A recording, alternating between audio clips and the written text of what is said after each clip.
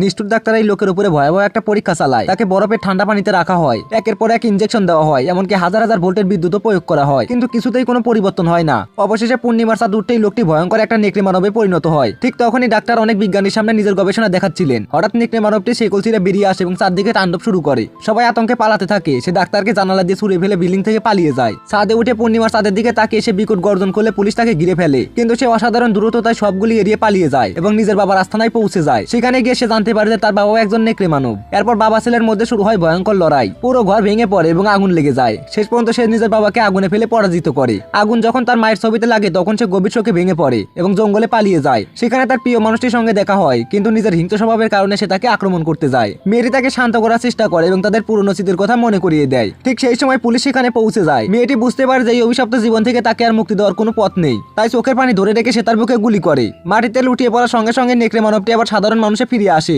আর কোনো অভিযোগ ছাড়াই সে শান্ত মনে মৃত্যুকে গ্রহণ করে।